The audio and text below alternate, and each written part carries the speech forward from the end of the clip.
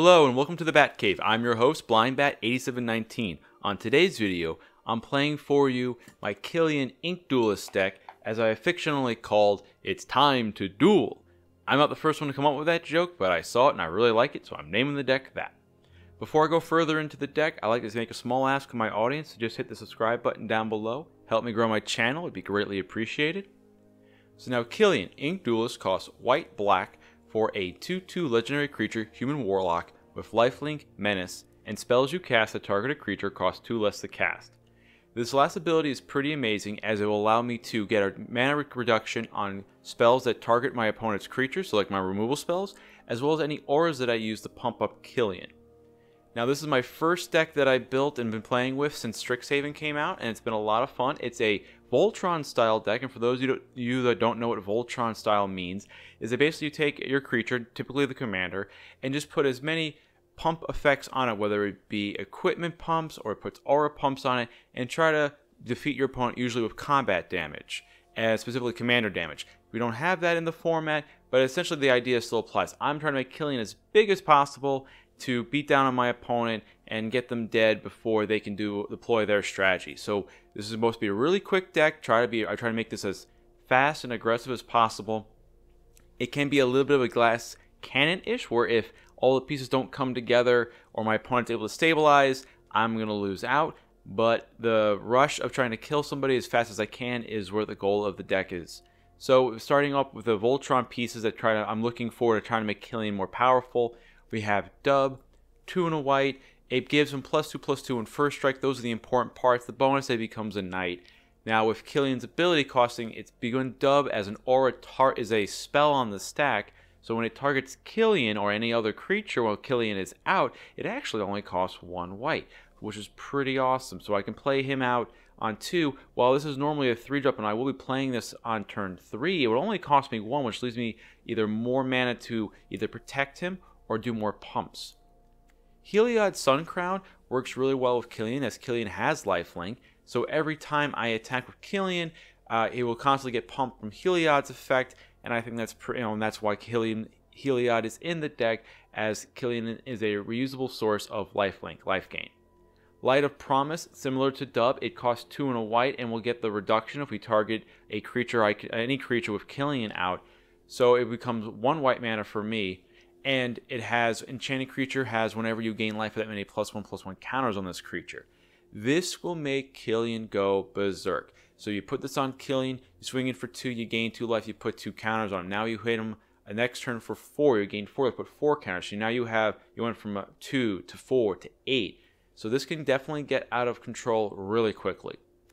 Maul of the Skyclaves acts as another sort of Dub in that it gives Killian +2/+2 in first strike.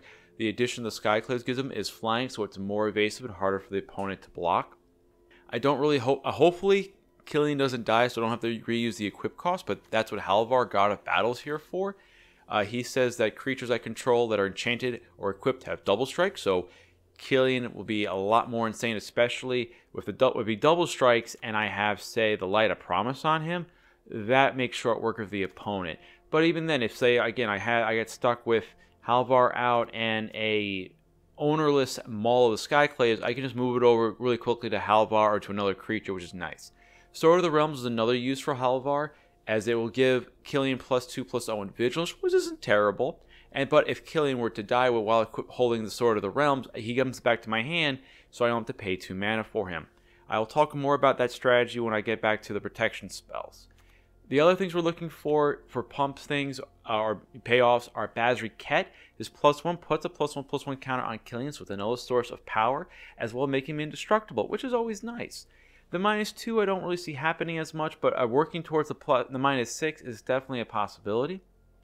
And then Vito Thorn of the Dusk Rose, I kind of see this more as a finisher for the deck at times. Again, Killian's a constant source of life gain for me, so Vito kind of doubles the damage that Killian's doing. So instead of it being 2, it's now 4, which is pretty nice. And there's a lot of life gain synergy, so hopefully Vito can kind of close out the game when it gets really nitty-gritty towards the end. So now I explained over how I want to pump Killian. This is the pile of cards that's protecting Killian, keeping him on the battlefield for as long as possible.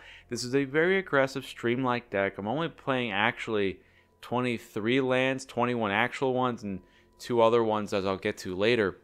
So I don't really want Killian to cast 4 mana because he's not as good then. Starting off, Alicet of Life's Bounty. I chose this one because the protection is pretty nice. Hopefully it won't have to be against white or black, as that means any enchantments that are white or black, which I don't think there's any black ones anymore. There's only the white ones. Any white enchantments that are on Killian will fall off, regrettably. But again, if it means saving him from a removal spell, it's worth it. Fight as One is in here as Killian. Originally, this deck started as a human-themed deck, but as I was been molding it and working on the deck, I have an even split, I think, now about humans and non-humans. So Fight as One, I think, can be a little bit of a blowout, giving Killian a +1/+1 boost. So if he's in combat, it makes him survive combat better, besides the fact that he's now, or not so much survive combat as much as killing the opponent creature and being indestructible in the meantime, and again, making something that's a non-human get the same effect. Selfless Savior is in here again to protect Killian from any destruction effects. Again, the curve works out well because I can play him on 1, Killian on 2, and then I can stretch myself and play a 3-drop that isn't cheap, like, say, Heliod or Vito or Basri Ket. Feat of Resistance I chose to put in because of the protection it gives. The +1/+1 counter is a nice thing as well. This is another spell that if I target Killian with it or another creature, or any creature, it will only cost 1 white, which is pretty nice.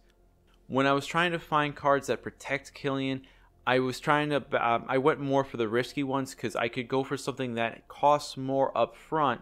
You know, it's 1 and a white, and with the hopes of that getting a more powerful spell at the reduced cost. So that was where I was trying to balance the risk for the most part. General's Enforcer is a creature for white-black 2/3 human soldier that says legendary humans you control are indestructible. Killian's legendary human, so it's a good inclusion for the deck. Sometimes his target removing a card from the graveyard will become relevant if my opponent's trying to target something, or if I'm trying to create some creatures I can to block all the time with, which is not bad. Doesn't happen too often, but it's definitely useful in the late game. Mirror Shield is in here to remove the possibility of my opponent interacting with Killian by giving him hexproof. There's not a lot of ways to give him permanent hexproof outside of equipment, and this is one of them.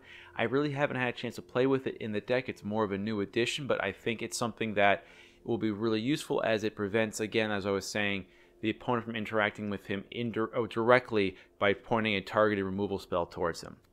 Selfless Griftweaver is another card that can exile itself to give all of my creatures indestructible as opposed to just one creature. So that's why I wanted to include him in the deck, as well as the fact that he has a late game effect with Deadly Vanity. 5 black, black, black, choose a creature or planeswalker and then destroy all other creatures and planeswalkers. Obviously, I'll be choosing Killian. I'll clear the field and he'll be able to swing in, hopefully for the victory. This is, again, something that could be useful early in the game where, again, I could play Selfless out on 3, so this way then Killian, if the opponent tries to kill Killian, I can use the Griftweaver to keep Killian around. I draw this late. They have an Ugin out. This is my way of dealing with Ugin by picking a different, one of my own creatures, and so it's my anti-Ugin card potentially. Call of the Death Dweller is in here as another recursion spell, so that if Killian goes to the graveyard, if I have this in my hand, I'll let him stay in the graveyard and try to bring him back with Call, maybe a protection creature like Selfless Savior or Alced.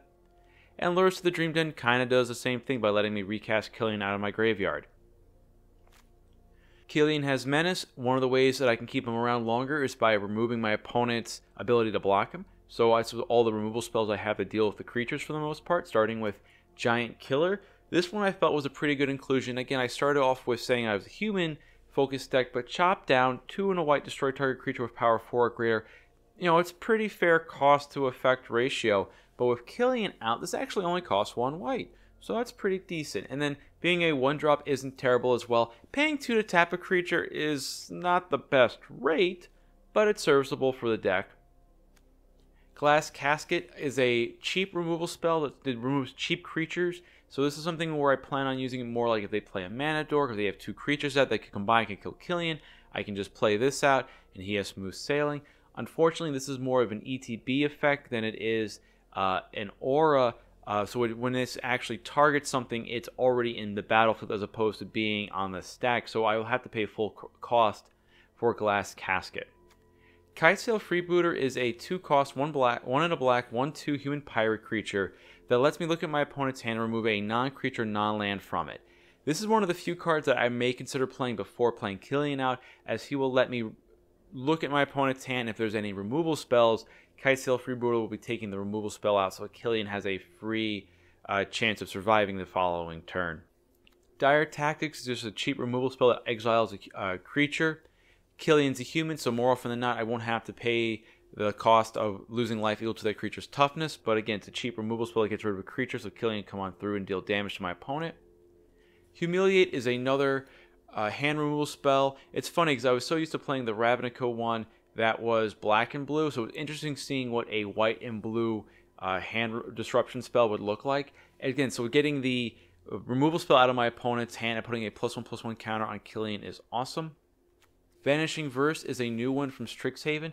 Exile target monocolored permanent, costs white and black. There will probably be times where this is a situational card and it won't be the best thing because my opponent, all they have is multicolored things. However, I think it does hit things like the Great Henge. It does hit Embercleave. It will hit some of the monocolored commanders that are out there, the monocolored planeswalkers. So while it's narrow in that it has to be a monocolored permanent, because it says permanent, it hits a wide variety of things that could be affecting my board or things I don't want my opponent to have. Kind of like Banishing Light. Banishing Light is maybe the slightly better version in terms of effect, though it costs 1 more generic. This is another one that, unfortunately, because it's an ETB trigger as opposed to a targeting trigger on the stack, I will have to pay the full price for the Banishing Light. But again, if I get to remove something I don't want my opponent to have, or something that's going to stop a bigger thing that's going to stop Killian from getting in, it's worth it. Kind of like Skyclave Apparition, does the same thing, except its restriction, it has to be something that's a non-token, non-land permanent with mana value 4 or less. Again, the point of the Skyclave Apparition and some of the other cards is just to make the pathway clear for Killian to come on through and deal some damage. Elspeth's Nightmare, same thing. Get rid of a small thing my opponent has. Look at their hand, get rid of the thing I don't want them to have, and then get rid of their graveyard in case they're trying to use that for advantage. Inscription of Ruin is a new one that I'm added that I'm waiting to try out. I like the versatility of the card, and I do believe the way it works out, if I choose the mode to destroy target creature with mana value of 3 or less, this will only cost 1 black. So I think that's pretty awesome because it lets me free up my mana again to keep up a protection spell or do something else with it. If I get to do everything with it, that'd be pretty awesome. I'm actually not. I think then if I target everything, if I go to all the kicker modes, I should get the mana reduction on that. So normally this would cost 7, but I probably could cast this for 5 if I use all the modes. So I have to keep that in mind. But again, making my opponent discard 2 cards would be pretty useful, I feel like, as that limits the amount of options they have to deal with Killian, and also can bring Killian back from the graveyard. So while instead of costing 4, he costs 3, I think it's a fair trade-off. Eat to Extinction is just a removal spell that gets rid of planeswalkers. If it's targeting a creature, it's going to cost 2 instead of 4, so it's an amazing rate to actually get rid of something with no downside. And then it also lets me look at the top card of my library and figure out if I want to keep it or not. Closing Statement's a new uncommon from Strixhaven that, flavorful, I like it. More often than not, I will wait till my end step, which is a nice cheeky joke since it is called Closing Statement, to destroy a creature or planeswalker and give Killian a +1/+1 counter. This next pile here is just some other creatures I kept in the deck. Beloved Princess I found is a really nice aggressive creature that if you can pump her up so the small things in the format can't kill her, she becomes a really big threat because the small things can't block her or they can't really kill her, and the big things can't block her in the first place. So I think that's really awesome. Luminarch Aspirant puts +1/+1 counters on my creature, so it's a way for me to pump up Killian and other things as well. It's a threat in its own right. Seasoned Hallowblade, like I said, it started out as a human deck. He's a really aggressive card that can get indestructible, which I think is really useful at the cost of a card. Silverquill Silencer is, again, another aggressive creature that I can name a non-land card that if my opponent casts, I get to draw a card and they lose 3 life. More often than not, I'm going to name their commander, as that's the only card that I know for certain that they're going to cast. So I'll usually do that, and again, it's another aggressive creature. Elite Spellbinder is, again, another aggressive creature. It's a 3/1 flyer for 2 and a white that I can exile a card from my opponent's hand, a non-land card, and they can still play, but it costs 2 more. So I can hit the right thing and throw their curve off. So if they were planning on playing a 5-drop, I can make it now cost 7, and now all they have left is their 7 cost spell, and maybe a 6 drop, so they have nothing to actually cast for turn 5. Card draw I'm a little light. Tome of Legends is an all-star in this deck, as I always want to be attacking with Killian, so this will almost always have a counter on it for me to start drawing cards. Foreboding Fruit and Funeral Rites do the same thing, where I get to draw 2 cards and lose 2 life, which I don't care, because Killian easily gets that back for me. Funeral Rites causes me to mill 2 cards, and in Foreboding Fruit I can pay the Adamant cost to get a fruit token, which has a little bit of synergies, as it lets me gain some life, which can maybe trigger some things. For my ability lands, I have Castle Lockwind to try to draw me some cards, Fable Passage to defend the deck, Tirade Sanctum to pump up Killian, and in a pinch make him indestructible. Emerius Call or Emerius Shattered Skyclave. The call is something, if the game goes long, I can create 2 Flying Angel tokens, and Killian becomes indestructible, which was why I put it in the deck. Worst case, it's coming to play tapped land. Same thing like Agadim the Undercrypt. The plus side is that I can bring back a few things from the graveyard with this, such as Killian. So if I have this in my hand when Killian dies, I'll probably use this to bring him back if it's possible. And then in terms of the rest of the lands, I'm running 8 white, 6 swamps, and then the Pathway, the Snarl, the Temple of Silence, and the Command Tower for fixing. And with the deck tech out of the way, let's jump into the arena for some brawls. I'm going to keep this hand. Got the 3 lands. I have Lurrus on 3 to bring back Killian. Playing against Shcrump, piloting a Snapdax, a Apex of the Hunt.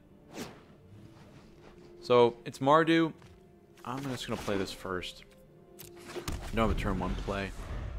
So with it being Mardu, I do have to be a little mindful of some removal spells. That's not bad for 3. And I'm going to start off with Killian. If things go well, I can play Bazri-Ket. If things go badly, I'm playing Lurrus. Things are going okay. So let's pay the 3 life here. And I know what I was saying about playing out Bazri-Ket. Instead, I'm going to lead off with a dub. So this lets me keep out a Feat of Resistance for protection. And that's the big thing right now. I'd rather keep Killian alive as long as I can. Vanishing Light. Okay. This is going to be a little bit rough, but oh well. So we're going to lose the enchantment right now, but it means Killian's still around. Alright. Last casket does me no good. I probably could have waited on that, but I still would have lost the dub no matter what.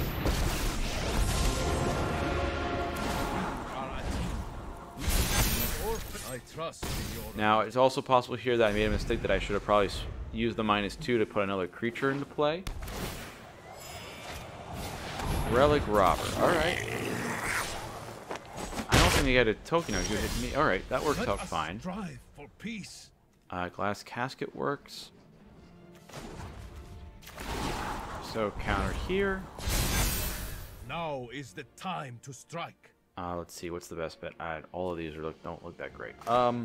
We're gonna go with Elspeth's Nightmare right now. We'll get rid of the Relic Robber, swing in for 5, and then get a look at their hands, see what they have. At least by getting rid of the Relic Robber now, they can't mutate the Caesar, which is nice. If they play another cheap creature out, I have Glass Casket to deal with it. Psalms from the Locker does not fall under Glass Casket target, so this will be an issue. So I think here I'm looking at now. Alright, see what we got in their hand.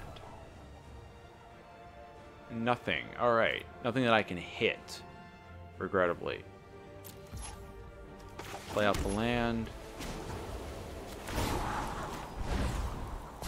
Killian gets 6. Oketra's love is your shield. Probably better off than using Luminarch to try to just force as much damage through as I possibly can right now. As I'm kind of forcing my opponent now. If they mutate, fine. You kill Luminarch or you kill Bazri-Ket. Fine with that. They probably would just shoot here and then attack Bazri. My life total is intact. I'm at 42 right now. Fine with me. You're at 6. Devil Strike. Alright, you gain a little bit of life here. Totally fine. Mana values. That doesn't work. But the Banishing Light's a good timing right now. Onto the Snapdax. so that works out well. I'm going to draw my card now in case I get a land. I can play that out, just so I'm not missing my land drops. I'll start moving a little bit over, because the amount of life I'm gaining doesn't matter as much. They have a lot of... So they can play a 4 and a 2, which is totally fine. They play out the Shale, and they play out either Supersonic or Leanin' War Leader. I can use Glass Casting on Shale. Ooh. Alright, so let's see now. I choose an artifact, creature, and enchantment. So I get one creature, so which will be the Luminarch. So it's a good thing I put a counter on that at least. Yeah. Oh, actually, let's decline. We have Lurrus. And that should leave them now. They can play a 3-drop. They play out Shale. Glass Casket comes through in a pinch. Let's say good game. Glass Casket. Gets rid of that. And we'll swing in for the damage. Alrighty, Shcrump, thank you very much for the game. This is kind of what we want to be doing. We want to kind of have that aggressive start, put a lot of pressure on the opponent. So this is more of how I want the deck to go. The last game was kind of more how things can kind of go sideways. So in that case, it's like a glass cannon. But Shcrump, thank you very much for the game. Let's go on to the next one. This hand seems okay, actually. This will not be as good against my opponent. It will kill the first thing they play, but the second and third chapters probably won't be as good. But I can be aggressive with this, so let's keep this and see how this plays out. Okay, 3-drop, a little bit of removal. Vanishing Verse. Maybe not as good in this deck. Yeah, we'll lead off with this, doesn't really matter. Because Vanishing Verse might not be as good because Chulane, a little bit more on the multicolor side. I use it on the small cheap things, but yeah, see, can't even use it on that. Alright, play out the white. So they're going to really out-ramp me. I'm playing against Evermotion. I didn't even start with that. I'm sorry, guys. Playing against Evermotion, piloting a Chulane Teller of Tales deck. So this is one of the Eldraine Brawl precons that came out when Eldraine was released. He's very powerful. These decks tend to be a lot of small creatures that they can be cast to draw a lot of cards so they hit 1 or 2 big things. Eat to Extinction is nice. Oh man, unfortunately, I don't know. Everything I have costs 2. Getting rid of the mana ramp seems fine. Let me swing in. That's probably my best bet. Again, usually getting rid of using up all my mana is my best bet. There's nothing I can use for 1. Eat the Extinction would be great to use for 1. Next turn, I can maybe get 2 turns where I can use Eat to Extinction first on, say, Mangara, and then Vanishing Verse to get rid of the second thing. But I figured this is a big deal of why they were able to ramp. This, at least we're getting rid of that's pretty nice. Yeah, okay, so this is interesting now. They have 2 monocolored things. I get to see what's in their hand, but I think it's full of creatures and a little light on... Yeah, they're playing... Yeah, I think they're a little light here. The Love Princess is nice. Let's see what they have. They have 1 land, Uro, Gargaroth will be annoying. Alright. So with that said, let's pay the 3 life for this. This is versatile. I don't... the question is, how much of a Garrick do I think they're playing? Eat to Extinction can hit... Because I have to worry about them also having... At this point, there's too many things to worry about them having. So I think we'll use Eat to Extinction here to help set up my draw. So let's get rid of Mangara. Dub is nice. I'll keep that on top of my library. Now, they have the 5th land, so it doesn't actually matter if I get rid of the Llanowar Visionary. So I'm going to keep the removal spell around to deal with the Elder Gargaroth. And I could have used the closing statement there too, actually, to kill the Llanowar Visionary, which could have been a possibility, so they'd have to be forced to use the land. Alright, Uro, not the worst thing in the world. So with that being the case, they're going to lose the Uro because they can't replay him, which I've made that mistake before. It may not be a mistake because they may just want the card draw enough. So it actually works out for me that I get to hit the Uro this regard. I think now if the opponent comes after me, I will probably use the Vanishing Verse on the Llanowar Visionary.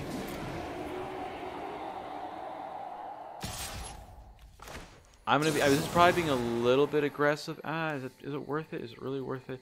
I'm gonna dub, hit for 4, gain some life. You know something? I know this is about using mana. I think this is worth taking hit. As much as I think getting rid of this, I don't understand the Raptured one as well. But I think this is fine. Get rid of the graveyard. Let me dub him. Oh, dang. Alright, that's a little bit of a mistake now. Alright, so let's lean into it. Let's lean into this. Hit you for 8 damage then. Okay. Alrighty. Yeah, I missed the fact that I only have 1 white source and I have a lot of white things that need white in my hand, but the Elder Gargoth was expected. The Heroic Intervention gets to be tricky now, so it kind of means I need to wait. I didn't draw another white source, actually. Alright, so now we gotta roll the dice on whether they have a Heroic Intervention or not. Heroic Intervention? Alright. Just gonna swing with Killian. That's for 8 now.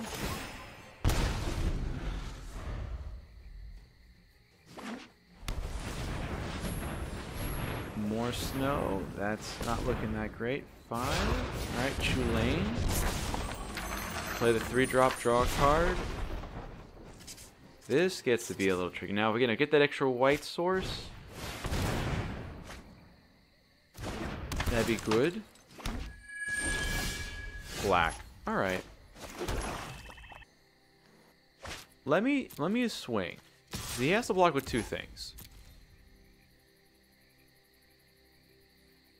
So I think this is the better play because he has to block with 2.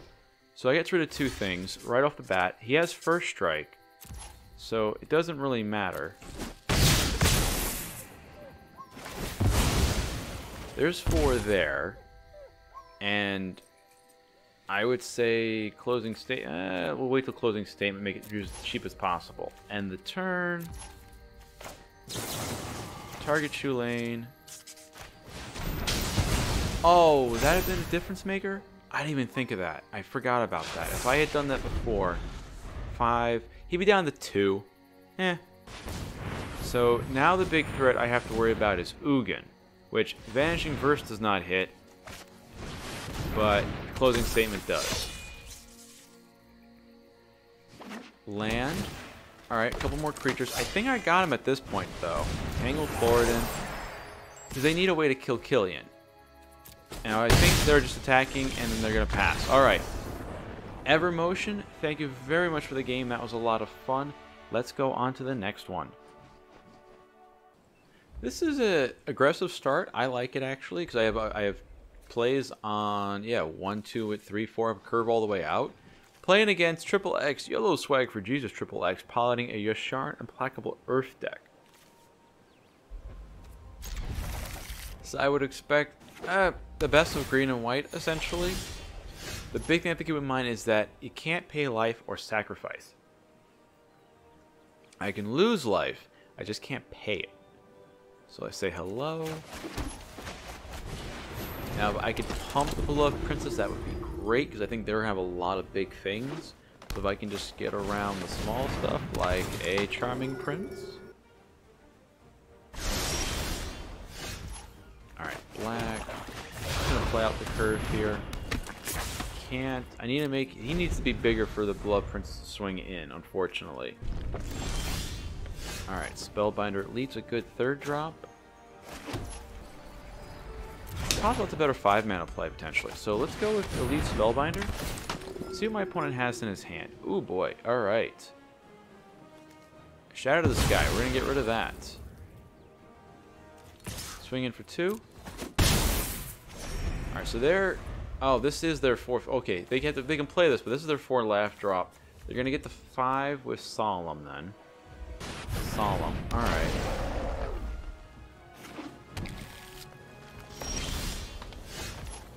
Maul of the Skyclave is where we want to be right now. We're going to go with a little bit of the greedy play. So... Alright. Play out Skyclave. Put that on the Duelist. And I think that... Oh, here we go. This start your creature. That should work. Yeah, alright, so that does work for that. So I should keep that in mind, that that should be a viable play for if I want to get, you know, use that for 5. So if I draw a land next turn, alright, I kind of goofed there. Yasharn gets 2 lands. Now, how much damage can I deal is the big question. 7. No blocks. Call of... Okay, so this is actually good to have as a backup plan right now. So I think I'm going to use Funeral Rites here to draw some cards. Get in for another 7. Closing Statement. Oh, I didn't even get a land. Alright. Swinging with everybody. I can't imagine them wiping the board right now. Kabira takedown. Okay.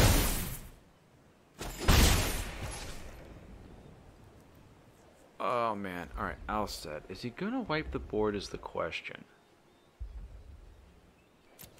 I don't think so. If he does, okay. I'll use Call of the Dwarf Dealer, bring back these 2, and I should be fine. I cannot sacrifice the Alstead. I have to keep that in mind. Alright, and I think here comes the board wipe. Alright, Shadow to the Sky.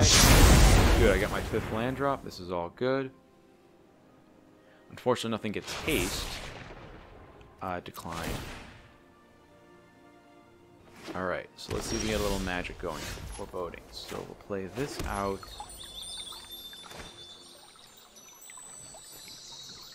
Yeah, I think this is fine. So let's bring back Killian and Beloved Princess. Alrighty, and they conceded. That's awesome. Woof! Alrighty, so just to follow through the play, this turn, bring them back. I guess probably search for black and play out the Kitesail Freebooter to get a better idea what they have in their hand. And then next turn, play out Halvar to have out Maul of the Skyclave to then hopefully finish off the game. So, YOLO Swag for Jesus, thank you very much for the game. Let's go on to the next one. Alright, I'm playing against Nycwlls, piloting an Extus Oriq Overlord deck with Awaken the Blood Avatar. And most of the builds that I've been seeing with these decks has been with doing a, not so much Voltron, a Aristocrat style. So I had to probably play a few creatures out. Granted, this isn't the worst. So I'm going to give this a try, actually. Because I have the Funeral Rites, I have the Selfless to kind of go a little wide. I have Temple as my turn 1 play, so that's pretty good. Alright. Anybody else see this kind of glitch before? This is really annoying, so bear with me as I try to work around with this. Heliod, that's a good 3-drop, though. Alright, so we keep that on top. Alright. Yeah, apparently there's some weird glitch going on where you get like a green arrow that's way off on the thing. Alright, so that makes sense. Temple, play the white source out. And let's start by playing out Killian. So what I'm expecting my opponent to do is to kind of play a couple small cheap things to get some tokens out. So this way then he can just sack 3 tokens and just play black and a red to get a avatar token out.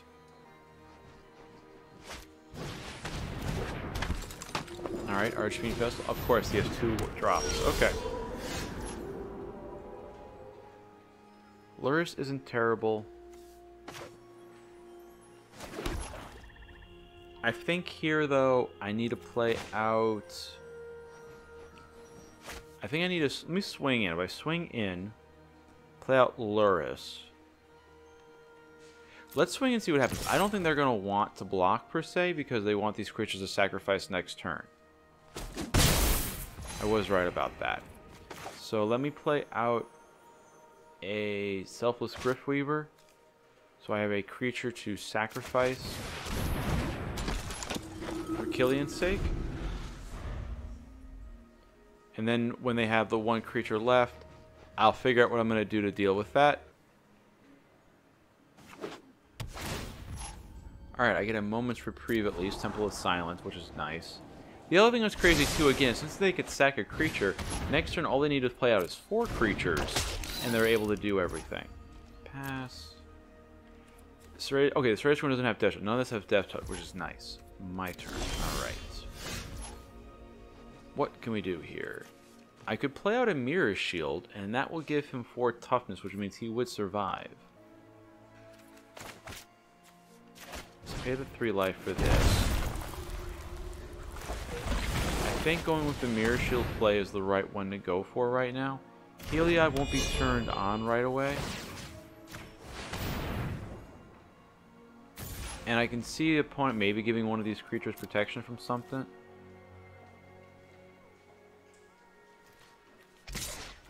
Let's see, 3.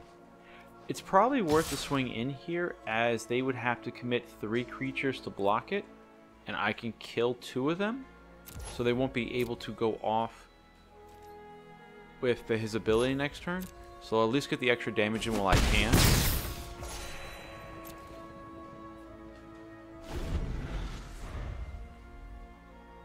Now looking at next turn, I'm looking at hopefully 5 mana. Which case that means either I can do Tome with Funeral Rites. Heliod is definitely one I would like to get down. Heliod and Lurrus would be great because that gives me it's pretty close to almost turning Heliod on actually. Alright, see it? There's Awaken.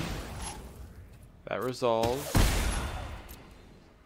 Sacrifice the Selfless Cliffweaver. Now they're going to swing in for everything. We're just going to hit each other back and forth. Alright, swing in for everything. We're hitting each other back and forth.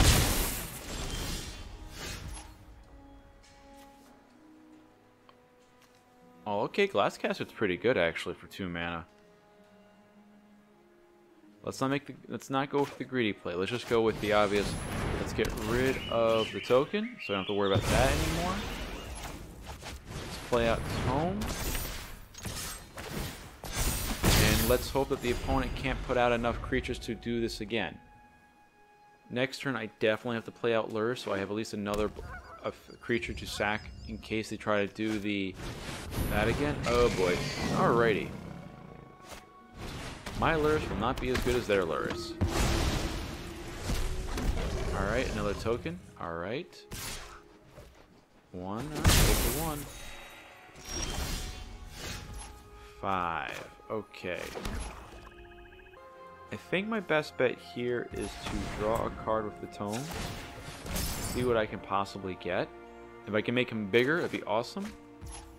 Spellbinder is interesting. That at least gives me a creature. So I'm going to go with Spellbinder Elite. Let's see what else he has. Oof. None of these are great for me. Luminous brings things back. Conrad will ping me. And Turgid, it will just eat up my board. I think out of all these, Broodmoth is the more annoying one. So I should make... Oh, I think it costs 6. Alright, now if I swing here, he double blocks. I kill the Lurrus. Yeah, that's fine, because then I can play my Lurrus next turn. And bring Killian back, I guess. So yeah, I think that's a fine play.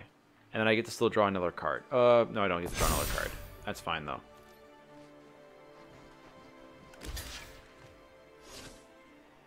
How much do you want to lose the Lurrus? Okay, not that much. Now, how to get out of this pickle? It's possible that maybe I should start including a Crippling Fear in the deck. As again, deck's 50-50, 50 humans, 50 non-human things, so I can always just name humans. All this gets -3, and I'm good to go. So I think that might be the card to put in, as opposed to maybe the kicker card. Take the 5. And I think Turgid's Lantern is going to come down now. Nope, no double black, so that's good. I think they should have gone with the Lantern as opposed to the Scorpion, but we'll see. They could give one of these... Alright, so they have that strategy going on. Closing statement. Nice. I'm not in a good situation there right now. I think... Let me just cool it a little bit, maybe, unfortunately. Play out the beloved princess. Almost turning on Heliod. Unless if I swing now with Killian, I'll gain the life. I'll kill something. Yeah. And I can put a counter on beloved princess. I don't think he's gonna. Let's see if he's. He's probably gonna double block with these two. I kill that. That sticks. Lurrus sticks around. Next turn, the replay this.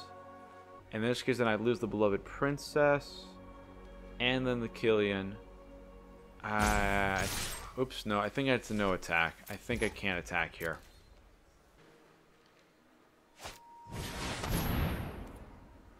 Turgid. Okay. That's not good, especially with me having to sacrifice a creature. They're going to get it every time.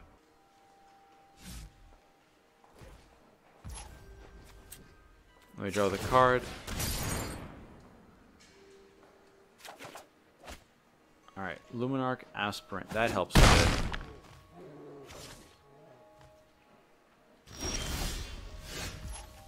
Alright, some land.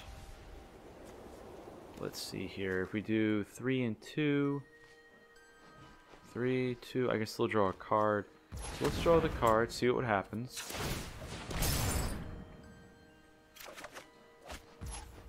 Halvar. So he's 4 mana to turn something around. Can't get anything out of my graveyard just yet, so I want to kind of hold on to Lurrus if I could. If I do, this makes him a 4/4. I have a 4/4 attacker that needs to attack block twice. I think maybe going wide, so... Oh, I gotta play the Lurrus then. Alright.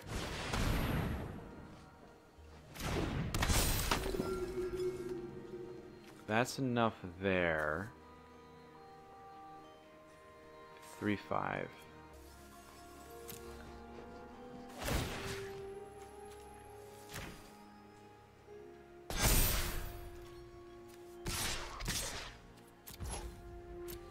Swing there. This will gain me a little bit of life at least. They would have to double block with these two in order to get rid of the beloved princess.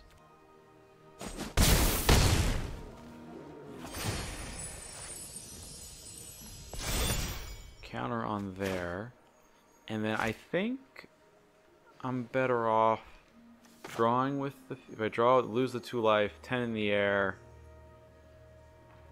I think I gotta play the creature out, maybe? Is it worth losing? See, 5 in the air automatically, and that puts me at... I need 2 blockers here, so these 2 block there, that's 4.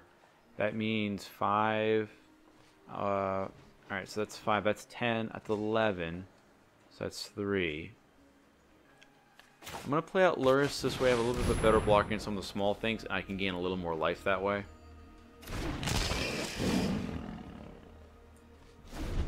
Now, this is where I probably have to worry about Conrad, because that means the creatures dying will make this a lot more complicated. And if I were my opponent, I would start with Conrad as opposed to sacrificing my board. Because they would sacrifice... I mean, they could pay the extra and just sacrifice these 2. And that'll give them another... I'll have to sacrifice a creature that I'm going to lose to Turgid, unfortunately. Which, at this point, would probably be the beloved princess, because Luminarch Aspirant is just too good to give up right now. So yeah, if I were my opponent, I would probably sacrifice the Scorpion, maybe the Bounty. There we go. Oh, there's the 2. So I'm glad I didn't use the Funeral Rites now. Let's get rid of the beloved princess. Turgid comes along, they get that. Now, for my next turn, I gotta figure out, is it worth playing the creature? Or is it worth playing the battle side of this?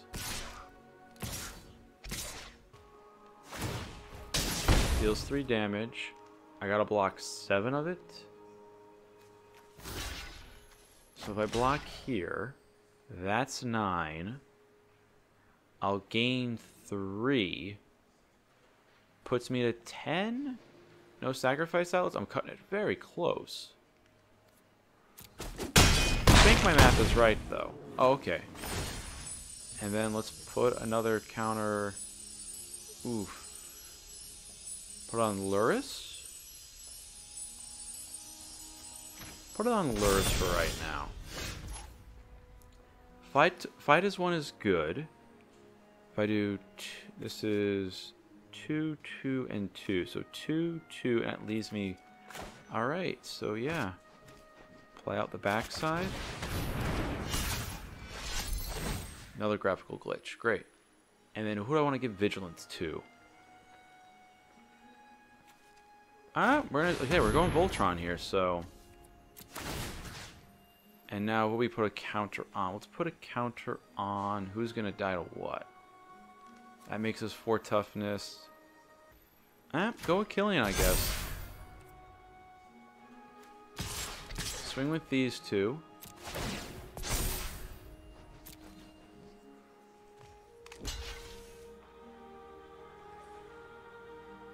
Damage dealt, I gain the life first.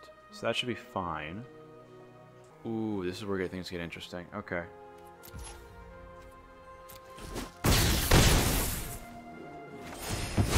Gain a ton of life. Put that on this Lurrus. That's fine. He's gonna hit me for 3. I got the freaking flyers. I think I don't got an answer for. That's what's got me. Sure. Let's see if we got something for the flyer. Tyrite Sanctum. Needed to gain a little bit more life there.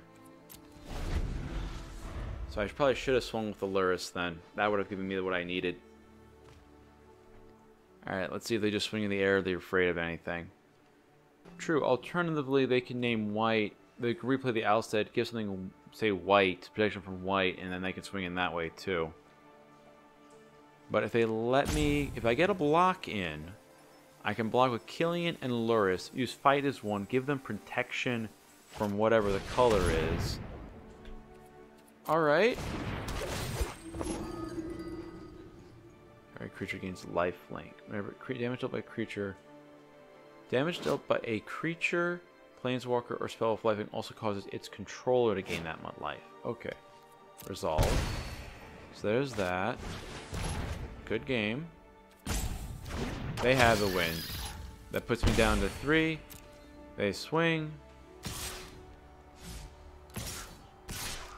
Swing with both. The 3 damage hits.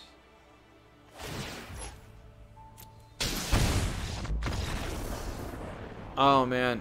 I think I stumbled a little bit on mana, but overall that was actually a fun game. I think I played that as best as I could for right there. So, Nycwlls, thank you very much for the game. Let's move on to the next one. And that is the video for today. I had a blast playing with Killian, Duelist. I wanted this nice, fast, aggressive start, and sometimes I got it, sometimes I didn't, and you know, so this to me is a deck that I think feels up my alley, where I try to beat them down as fast as I can. If it doesn't, and if that strategy doesn't work, having to think through and figure out how to maybe seal out the win. So if you're looking for some fast games, you probably can go with Killian. He'll either win the game fast, or you'll probably realize midway through that you probably don't have a way of getting back from it. In terms of changes to the deck, I got nothing off the top of my head right now. I do think, though, maybe it's possible. Well, Inscription of Ruin for 5 is pretty cool. Maybe getting a Crippling Fear in here would be pretty helpful, as well as that will allow me to deal with some situations where my opponent has more creatures in play than my removal can keep up with. But other than that, let me know what you think in the comment section down below. What suggestions would you have for me on how I would build the deck? If you liked today's video, hit the thumbs up icon down below as well. If you really like what I'm doing, please consider subscribing to the channel and hit the bell notification icon to be notified when I upload new videos. As always, thank you for visiting the Batcave and have a great day.